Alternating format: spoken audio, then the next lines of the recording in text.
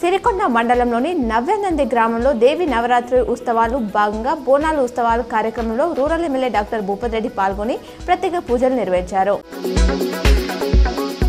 నిజామాబాద్ విద్యుత్ శాఖలో సోమవారం చేపట్టాల్సిన ఉద్యోగుల బదిలీల ప్రక్రియ నిలిచిపోయింది.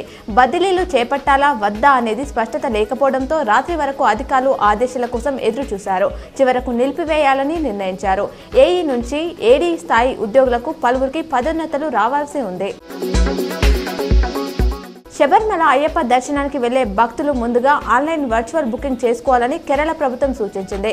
దీనికోసం భక్తులు శబరిమలై online.org వెబ్సైట్కి వెళ్లి రిజిస్టర్పై క్లిక్ చేసి మీ ఫోటోతో వివరాలు ఎంటర్ చేయాలి. మొబైల్ నంబర్కు వచ్చిన ఓటీపీతో ఖాతా ధృవీకరించి దర్శనానికి వెళ్లే రోజును ఎంచుకొని సబ్మిట్ కొడితే వర్చువల్ క్యూ టికెట్ వస్తుంది. నగరంలోని సుభాష్ నగర్లో మాజీ మంత్రి బోధన్ ఎమ్మెల్యే సుదర్శన్ రెడ్డి నివాసం కార్యకర్తలతో సందడిగా మారింది. ప్రజాప్రతినిధులు, అధికారులు మర్యాదపూర్వకంగా ఆయనను కలిశారు.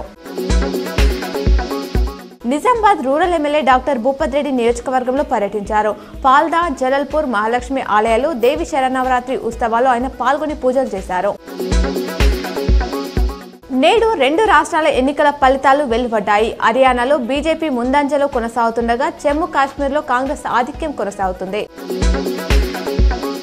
బాసరా శ్రీ సరస్వతి అమ్మవారి ఆలయంలో శ్రీదేవి శరన్నవరాత్రి వేడుకలు వైభవంగా కొనసాగుతున్నాయి.